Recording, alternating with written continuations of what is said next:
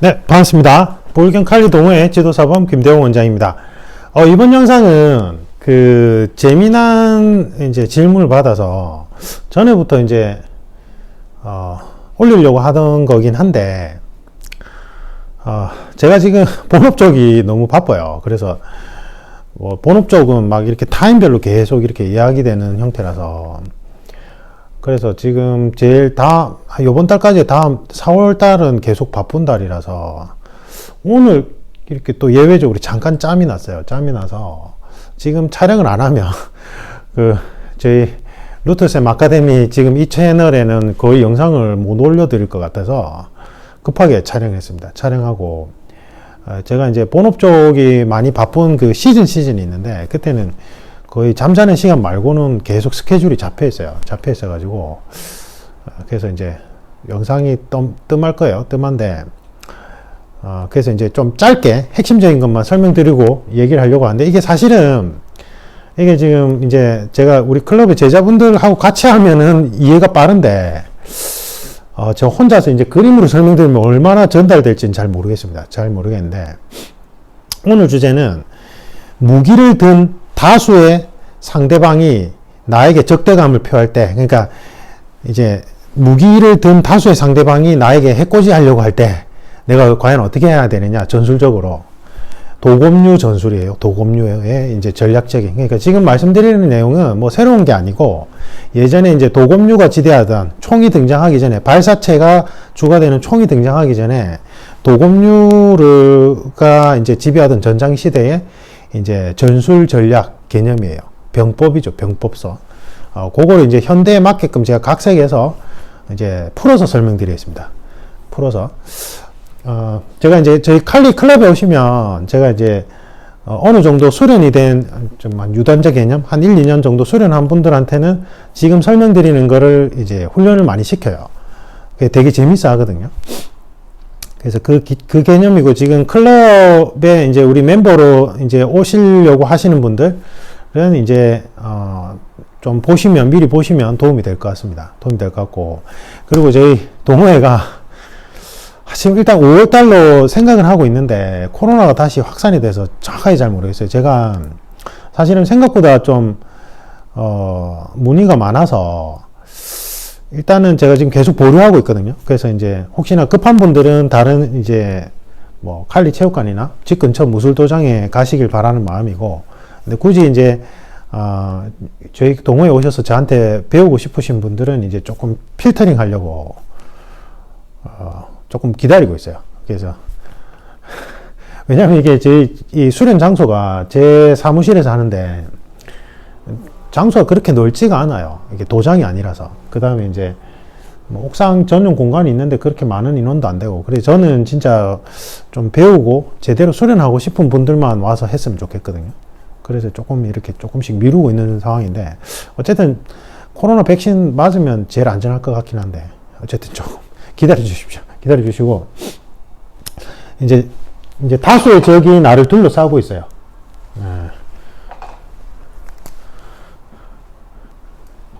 이렇게.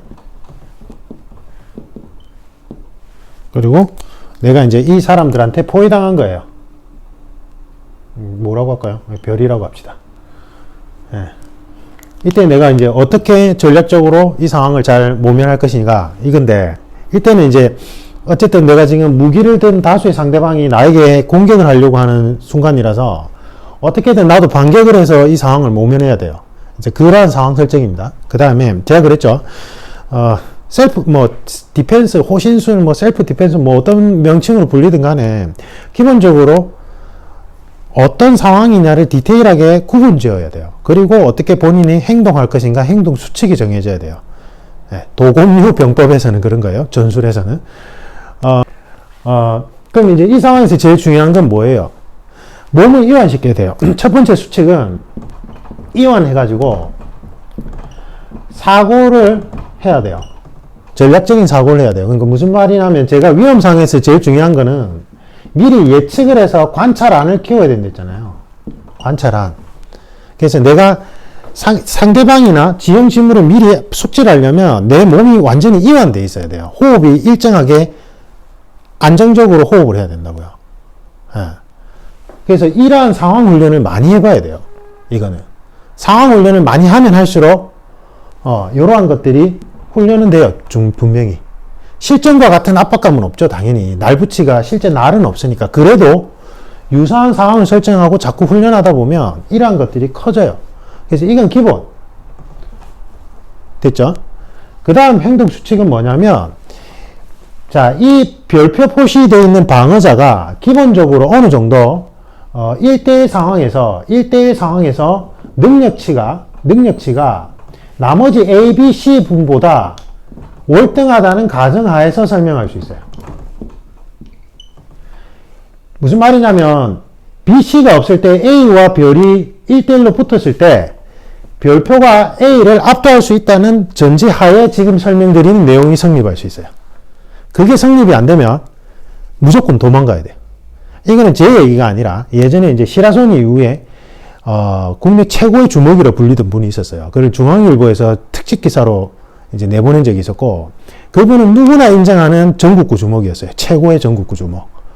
근데 그분이 하는 말이, 자기들이 이제 자기도 조폭들 여러 명한테 둘러싸인 적이 있는데, 자기가 아무리 싸움을 잘해도 1대1로 한 명까지 모르겠는데 2명 이상 둘러싸이면 힘들더라. 그래서 자기는 둘러싸인 인원이 2명 이상 넘어가면 무조건 도망갔대요. 이렇게 포위가 된다 싶으면 무조건 뒤도 안 돌아보고. 그래서 제가 지금 설명드린 내용은 도망가기에도 벅찬 상황인데, 일단 기본적으로 1대1로 붙었을 때는 각각을 압도할 수 있는 실력이 있을 때만 성립하는 개념이에요. 요걸 먼저 알아주셨으면 좋겠어요. 알겠죠? 그걸 전제로 얘기하는 거예요. 그래서 능력치가 이거일 때, 자, 그때는 어떻게 해야 되느냐 이거예요. 그때는 내가 내 공격, 그러니까 간압 거리 안에, 내 시 안에 들어오는 숫자를 줄여야 돼요. 무슨 말이냐면, 옛날에 그런 얘기 많이 들었을 거예요. 다수의 적을 상대할 때는 내가 막다른 골목으로 들어가서 등을 등지고 이제 이쪽에서 오는 사람들을 1대1 상황으로 만들어라. 근데 이거는 사실은 말도 안 되는 전략이죠. 왜냐하면 방어하는 사람들이 냉정하면 차림전을 써요. 차림전. 치고 빠지고 해서 이 사람의 심리적이고 육체적인 능력을 계속 깎아먹어요. 사생결단 안 한다고요. 왜냐면 이 사람은 이제 도망갈 구멍이 없잖아요. 맞아요? 그래서 만약에 1대1로 압도적이라면 한 명씩 간 본다고 들어올 때, 찝쩍거릴 때 바로 제압하거나 죽이는 게 가능하겠죠. 근데 사실은 그런 상황은 불가능에 가까우니까 사실은 본인이 스스로 등을 등지고 이제 일렬로 만든다는 전략은 사실은 어리석은 거예요. 이건 불가능에 가까운 거예요. 예. 그래서 항상 다수의 적을 상대할 때는 퇴로를 확보해야 돼요.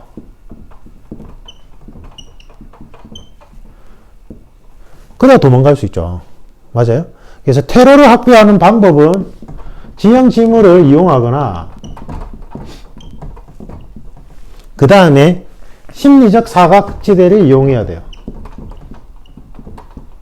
지형 지물을 이용한다는 건 이런 개념이에요.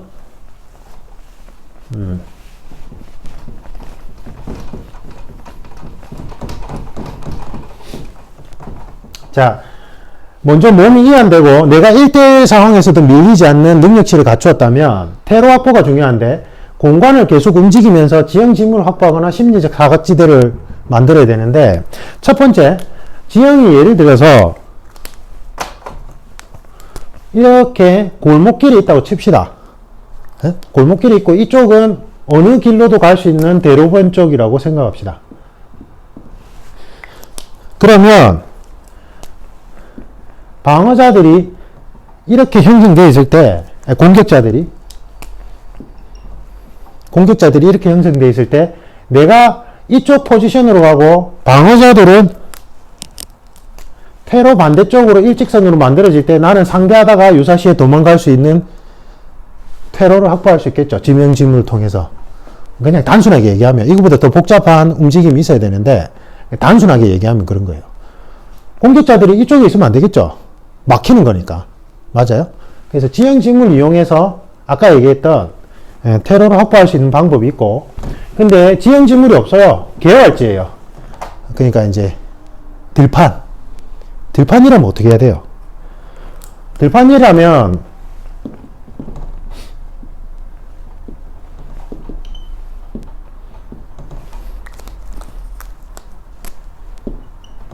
심리적 사각지대를 이용해서 내가 계속 사각지대를 찔러서 어떤 상황으로 만들어야 되냐면 A, B, C 상황으로 만들어야 돼요. 그래서 내가 이쪽을 압도적으로 베거나 죽여서 해결해서 숫자를 줄여 나가야 돼요. 그럼 심리적 사각지대는 뭔데? 대다수의 적들은 지금 현대 기준으로 얘기할게요. 그럴 일은 없겠지만 고도로 서로 뭐라고 해야죠? 그러니까 합동으로 공격하는 훈련이 안 돼 있어요. 예전에 도금류가 지배하던 시절에는 분명히 그랬죠. 그래서 어떤 현상이 일어나냐면 여기에 애매하게 대상자가 들어가 있으면 서로 공격을 미룰 수 있어요. 아니면 둘이 서로 공격하다가 대상자가 빠지면 서로가 서로를 다치게 하거나. 여러분들 그거 언제 경험해 보셨어요? 축구에서 공이 내려오는데 수비수들이 마이볼 안 외치면은 서로 수비하려다가 수비수들끼리 부딪혀서 나가 떨어지잖아요. 아마추어들. 맞죠? 근데 이제 전문 선수나 운동 축구를 좀 하는 분들은 어떻게 해요? 그런 상황이 안 벌어지게끔 마이볼 내가 처리할게 외쳐주잖아요. 맞죠? 그렇게 되는 게 사람이 요 안에 들어가면 이 공격자 둘이 공격을 저쪽 사람이 하겠지, 이쪽 사람이 하겠지라고 떠넘기다가 아예 두 사람이 일시적으로 공격을 하지 않고 공백이 생기는 경우가 있거나 아니면 둘이 같이 공격하다가 이 대상자가 빠졌을 때 서로가 부딪혀서 자멸하는 경우도 있겠죠. 서로가 다치게 만들지. 맞아요. 그걸 이제 심리적 사각지대를 이용한다 이렇게 표현하는 거예요. 기초 개념이에요. 기초 개념. 더 복잡한 개념이 있지만 자, 요걸 이제 전제로 설명을 드릴게요.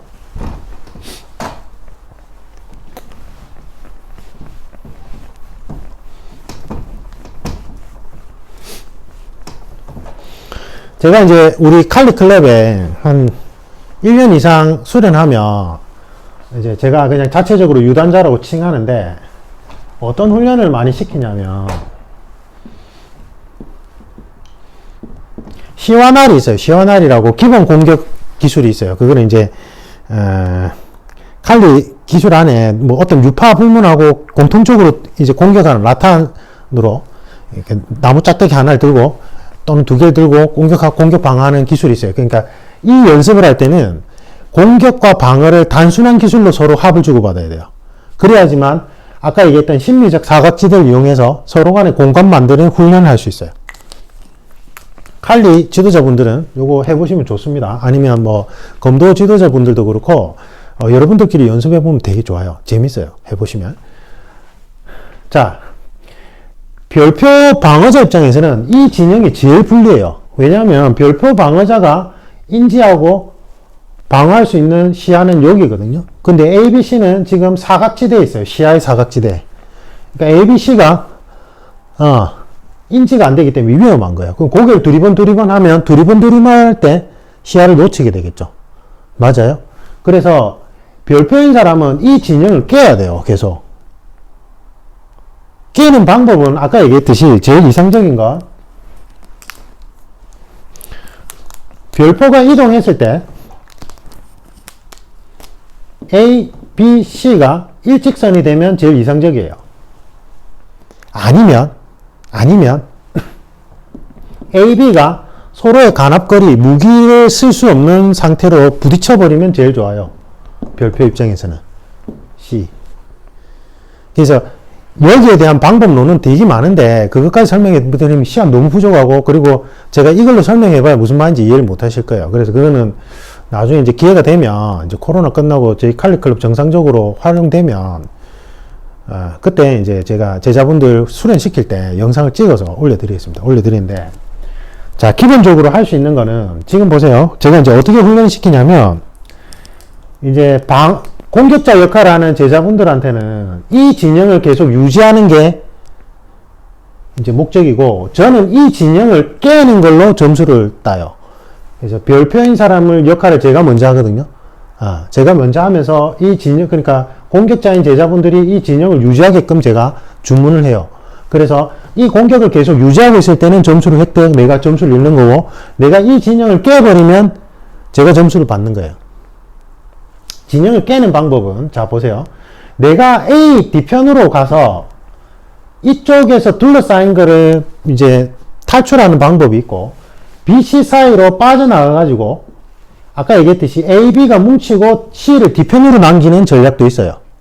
어느 쪽이든 일단 이 진영을 깨고 나와야 되겠죠.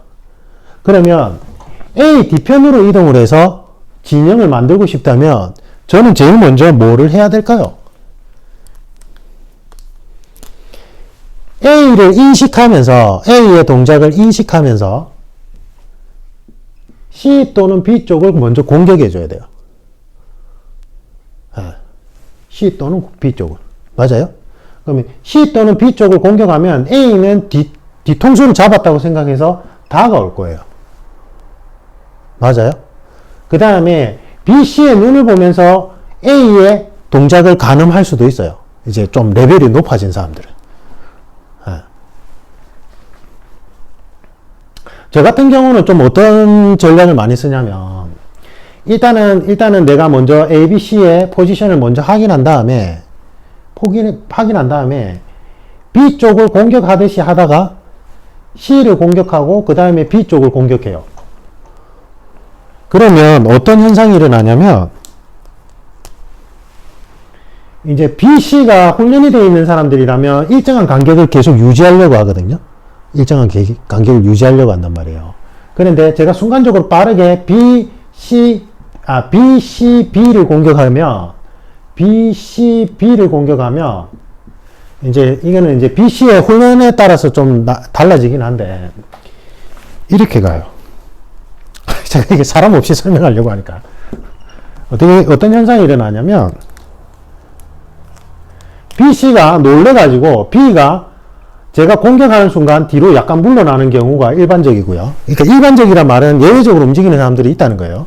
그러니까 간을 볼 때 이 사람들 수준도 어느 정도 인지를 해야 돼요.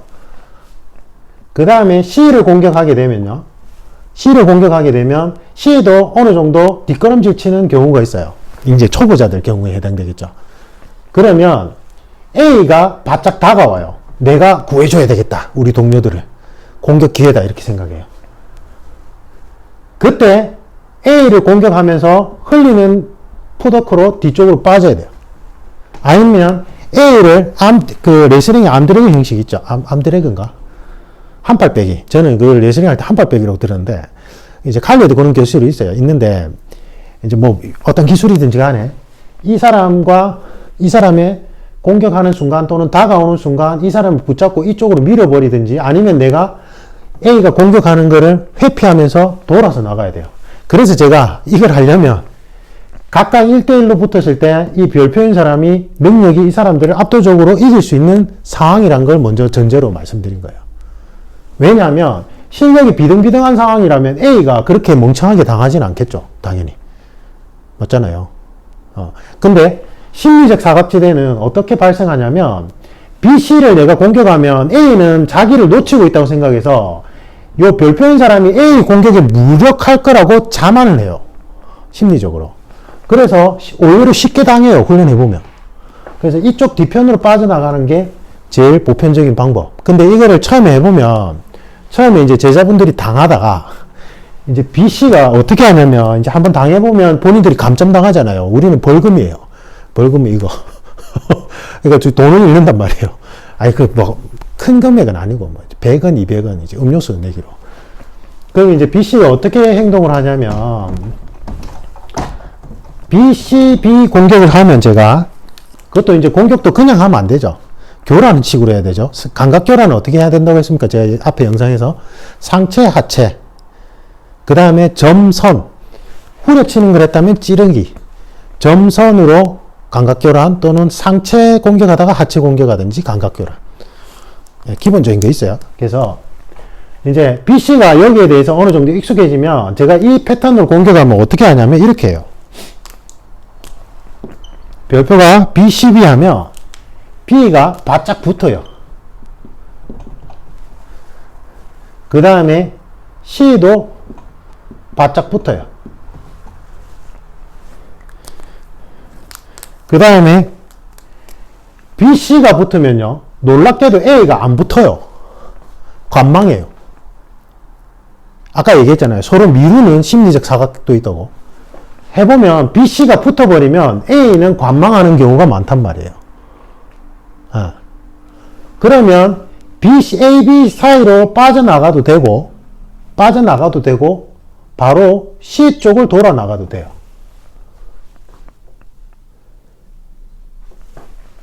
근데 A, B 사이로 빠져나가는 건 저는 추천 안 해요. 해보면 A가 어느 정도 훈련이 되어 있으면 본인의 이 사각, 시야 안에 들어와 있기 때문에 여기로 빠져나갈 때 A도 뒤로 따라 붙는 경우가 더 많아요.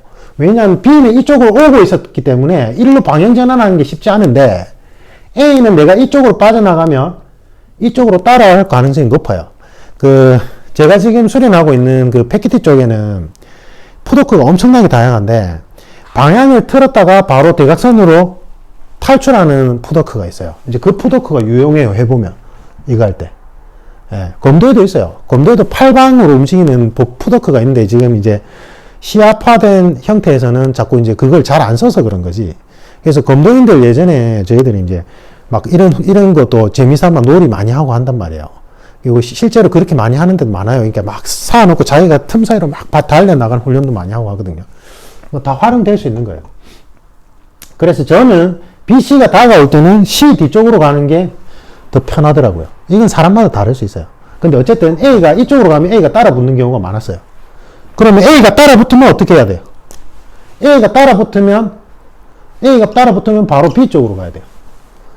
왜냐하면 C하고 B는 반응이 늦어서 일직선이 만들어지는 경우가 많아요. 그렇게 되면 어떤 현상이 일어나냐면 이렇게 돼요. 별표 위치는 여기로 오고요. A와 B, C, 이 형태가 돼요. 그러면 내 시야에 들어오는 건 이 두 명이 되는 거예요. 그러면 아까 했던 이 방법을 통해 가지고 A, B를 또 묶어버릴 수 있어요. 이거 설명하면 너무 길어져서 생략하겠습니다. 제가 지금 맛배기로 몇 가지만 얘기해 드리는 거예요. 몇 가지만. 몇 가지만. 그러니까, 저희 칼리 동호회 오시면 직접 해보면 재밌어요. 진짜 재밌어요, 이게. 근데 제가 이걸 하기 전에 뭐를 훈련을 시키냐면, 저희 사무실이 뭐 그렇게 크진 않은데 그렇게 완전히 또 쫓기지는 않거든요. 그래서 한 3명에서 5명 정도를 이제 마음대로 움직이게 하고, 제가 공격을 하는데, 방어하는 사람들이 서로 부딪히지 않고 일정한 간격을 유지하게끔 계속 훈련을 시켜요. 그래서 자기들끼리 피하다가 부딪히면 감점. 그러니까 그 훈련은 먼저 해야 돼요. 그 공간 인지 훈련이거든요. 그거 재밌어요. 해보면. 그래서 그게 먼저 선행되고 나서 해야 돼요. 사실은 이걸 바로 하면 안 되고. 단계별로 진행을 해야지 대상자분들이 제대로 교육을 받죠. 효과가 나타나죠. 맞죠? 그래서 자, 아까 얘기했듯이 제가 지금 이거 설명하는 이유는 뭐냐면 심리적 사각지대를 이용해서 지형 지문을 이용할 수 없는 계열지 상황에서는 심리적 사각지대를 이용해서 나를 둘러싼 그 포지션을 깨트리는 게 목적인 거예요. 깨트리고 나서는 어떻게 해야 돼요? 그 뒤에는 많은데 그걸 이제 영상으로 설명드리긴 힘든 부분들이 있어요. 그리고 이게 전제 조건은 뭐냐고요? 별표인 사람이 A, B, C를 맞다 1대1로 붙었을 때 압도적으로 실력이 있을 때는 가능한 전법이에요. 그리고 A, B, C가 어느 정도 합격으로 공격하는 거에 익숙한 사람들은 이거 안 통해요. 하기 힘들어져. 그럼 이제 이 사람들도 실력이 올라가면 안에 별표인 이제 지도사분들도 되게 힘들겠죠. 같이 훈련이 되는 거예요. 자, 그 다음에 제가 이제 제자분들한테는 뭐를 주문하냐면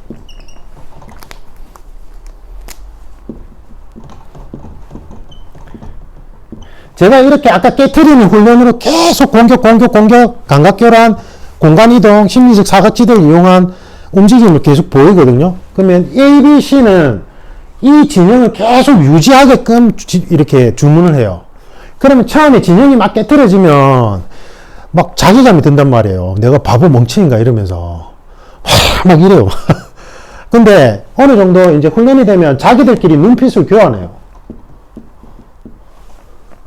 눈빛을 교환하면서 이제 그 축구할 때 마이볼 외치듯이 이제 간단한 의사소통을 통해서 이 진영을 유지하려고 해요. 그럼 이제 쉽게 깨트리기 힘들죠. 근데 어쨌든 나는 이 제자분들을 비하면 실력이 월등하니까, 어쨌든, 가르치는 입장에서는. 그러면 이제 이 사람들의 특징이나 이 사람의 실력, 그 다음에 이 사람들의 허실을 어느 정도 파악하고 있으니까, 이제 서로가 훈련이 되는 거죠. 맞아요? 그러니까 요거를 제가 조금 더 자세히 말씀드리면, 저는 이제 초등학교 앞에 시카를 든 그 50대 남자가 난동을 부렸단 말이에요. 그 얼마나 위험해요. 초등학생들이 있는데.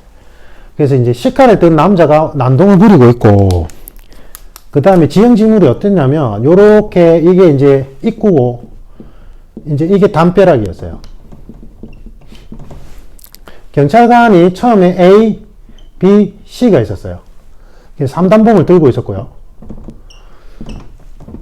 이쪽에 분이 처음에 3단봉 들고 있다가 아마 장봉으로 바꿨을 거예요. 이 길다란 봉으로. 제압을 하긴 했는데 이분이 다쳤어요. 근데 왜 다친 이유가 뭐냐면 장봉은 들었다 내리는 게 딜레이가 생기겠죠. 길이 길다 보니까. 그래서 이분이 이제 이런 전술훈련을 이분들이 이제 해본 적이 없으니까 장봉을 들고 무리하게 내려치다가 이게 동작이 커지니까 이 사람이 마구잡이로 휘두르는 거에 이렇게 베어버렸어요. 안타깝게도. 예.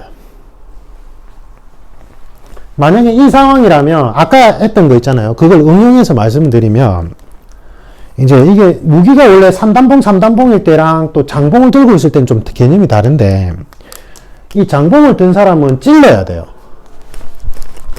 찌르는 거는 장봉이 훨씬 더 유리해요. 먼 거리에서 안전하게 찌를 수 있어요. 대신에 장봉을 잡힐 염려도 있어요. 그래서 찌르고 빠르게 해소해야 돼요. 아니면 다리로 빨리 찔렀다가 빨리 뒤로 빠졌다가 찌르고 빠르고 이렇게 빠지고 해서 이 사람에게 이쪽에 신경을 묶어 놔야 돼요.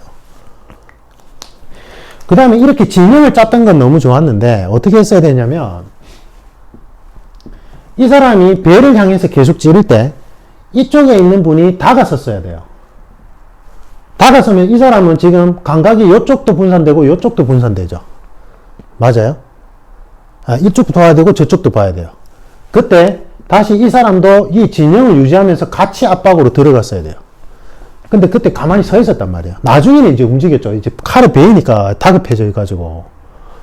그러면 왜냐면 이게 순서가 중요한데, 이 사람 대상자가 최대한 넓은 쪽을 신경 쓰게 만들어서 판단할 수 있는 여지를 줄여줘야 되거든요. 이 사람을 압박을 해야 된다고요. 심리적으로. 그래서 이분은 장봉을 든 분은 계속 찔렀다 뺐다를 빠르게 할 동안 이 뒤에 분이 다가서면서 자꾸 위협을 가했어야 돼요. 근데 이제 3단봉을 들고 있으니까 시칼에 베일 수도 있잖아요. 그래도 전진하면서 압박을 넣고 1분도 같이 압박을 넣었어야 돼요. 그럼 피니시는 누가예요? 피니시는 장봉과 지금 정면에 있던 3단봉에 있던 분이 같이 했어야 돼요. 무슨 말이냐면 감각을 먼저 교란시켜서 이 사람이 판단할 수 있는 판단력을 묶어놓고 나서 장봉으로 가지고 있던 분이 목을 때나 아니면 명치 쪽을 강하게 찔러야 돼요. 아니면 이제 고환도 좋은데 사실은 흥분 상태일 때는 급소를 공격받아도 있잖아요. 인지를 잘 못해요. 그래서 뭐 정말 좋은 호신술이 이 낭심차기라고 하는데 제대로 안 들어가면 맞아도 통증을 못 느껴서 사실은 그게 효율적이지 않아요. 의외로. 그래서 호흡을 무너뜨리는 게 제일 좋기 때문에 배를 계속 쿡쿡 찔러줘야 돼요. 어떻게 해요? 들숨일 때. 제가 전에 영상 보면 초보자들은 나이프를 휘두를 때 그냥 이렇게 휘두르는 데 있잖아요. 몸을 경직시켜서. 그러니까 자기 하다가 이제 체력이 딸려서 해요. 또 막 간 지르는 상황이었거든요. 보고 있다 침착하게 전진하면서 계속 찔렀다 뺐다 하면서 심리적으로 압박을 가해주면서 이 장봉을 든 분이 들숨일 때 계속 찔러줬어야 돼요. 그러면 호흡이 계속 엉켜버리거든요. 그러면 지금 양쪽 끝에서 이렇게 압박을 넣어주면 놀랍게도 정면에 있던 물체가 안 보이는 현상이 발생해요. 한번 해보세요. 맞는지, 제 말이 맞는지. 이렇게 하다 보면.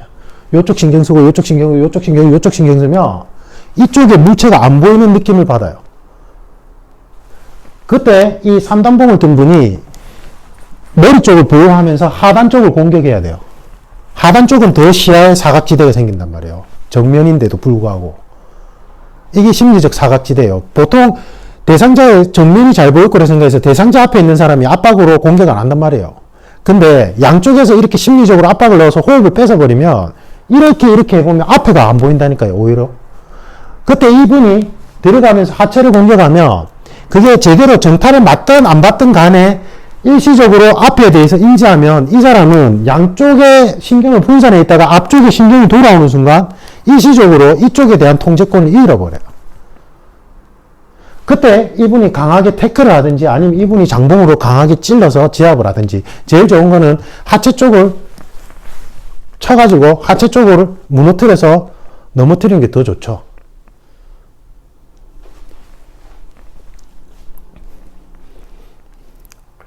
그래서 시야의 사각지대를 활용하는 훈련은 매우 중요해요. 전통 무술에서는. 스파링 체계에서, 그래서 이제, 스포츠화된 무기술이 1대1 상황만 하니까 자꾸 이런 부분을 부족할 거라고 이제 생각하시고, 도검류에 대한 스파링을 하지 않으면서 이제 계속 합을 짠 형태만 하시는 문파들도 있잖아요. 이렇게 여러 명 상대로. 근데 그렇게 하면 안 돼요. 이렇게 하면 그게 문제가 뭐냐면 시야의 사각지대를 훈련할 수가 없어요.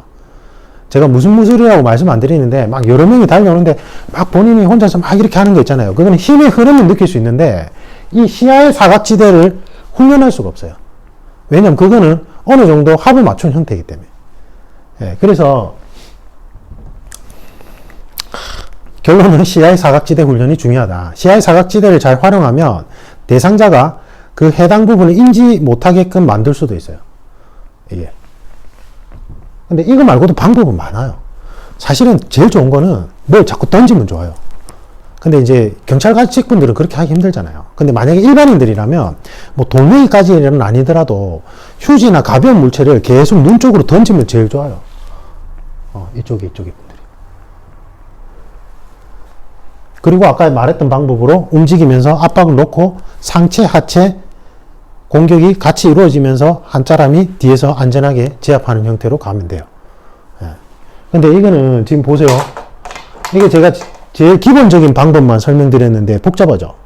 이거 훈련을 많이 해야 돼요. 근데 훈련을 그냥 하면 안 되고 실제처럼 이 사람이 안전하게 보호장비 다 갖추고 실제 범인과 같은 흉내를 내게 한 다음에 실제 이분들이 실제로 타격하면서 여러 가지 방법론들을 찾아가야 돼요. 요즘에는 그 경찰직도 실용적으로 많이 바뀌어 가고 있다고 하더라고요. 그래서 아마 이렇게 하실 거예요. 그죠? 근데 이제 그 당시 때는 사실은 현직자분들을 욕할 게 안 되는 게 제가 이제 우리 현직자분들하고도 얘기하면서 참 안타까운 게 항상 시간을 안 줘요. 무슨 말이냐면 뭐 무술 교육 해봐야 한 달에 한 번 진짜 형식적으로 하면서 그것도 근무 외 시간으로 잡아봐요. 아니, 교육을 근무 시간 안에 포함을 시켜줘야지 열심히 무도 수련을 할 거 아니에요. 근데 그걸 근무 외 시간으로 잡아버린단 말이에요. 쉬는 시간도 부족한데. 누가 열심히 하겠어요? 그것도 한 달에 한 번 해가 그게 효과가 있을까요? 지금 이러한 상황 훈련들은 제가 볼 때는 적어도 주 1회 이상은 해야 되고, 아니면 2주에 한 번은 해야 되고, 그 다음에 그 전에 선행적으로 장봉이나 삼단봉에 대해서 완전히 몸에 익을 정도로 스파링 경험치를 쌓아놔야 돼요. 근데 우리나라 경찰분들이 그렇게 할 시간이 어디 있어요? 가뜩이나 인력도 부족한데. 그러니까 이거는 경찰분들을 욕할 게 안 돼요, 애초에. 그리고 여건이 안 되는데. 그러니까 아까 제가 얘기했잖아요. 막 경찰이나 군 특수부대원들은 일반인보다 월등해서 뭔가 뭐 이런 최종 병기라서 뭐 열악한 환경에서도 막 다 해치울 것 같아. 이렇게 선입견을 갖고 기대치를 가져버리면 오히려 이분들이 더 힘들어요. 그 관점 없이 보면 훈련 안 받은 친구 치고 아주 제압을 잘 하셨어요. 왜냐하면 경찰이 군인과 다른 점은 이 사람을 안전하게 제압해야 되거든요. 그게 엄청나게 힘들어요. 그래서 3배수에서 5배 있어야 된대요. 그러니까 조폭 한 명 검거하려면 안전하게 검거하려면 적어도 3명에서 5명의 형사들이 있어야 된다고 얘기하는 게 그래서 그런 거예요. 서로 안전하게 제압을 하려면. 그래서 이게 되게 힘들어요.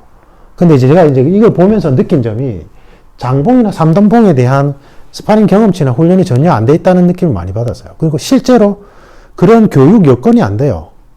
되게 열악하단 말이에요. 중경에서 한번 교육받고 끝이죠. 뭐, 배 취급받고 나서 계속 주기적으로 교육을 안 시켜주잖아요. 그리고 이제, 사실은, 이제 뜻이 있는 분들은 본인이 사비를 틀어서 계속 훈련을 하시죠. 그런 대단한 분들이 있거든요. 제가 어디라고 말씀을 안 드리는데. 근데 대다수는 이런 일들이 어쩌다 한번 일어나니까 골프 치러 가시고, 대다수가 아니라, 이제 그런 사람도 있다는 거예요. 그래서 제가 이제, 제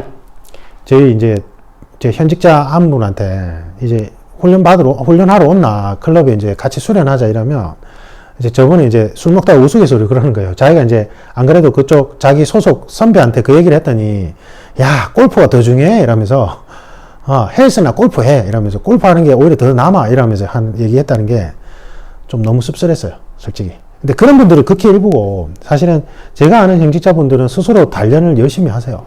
진짜로.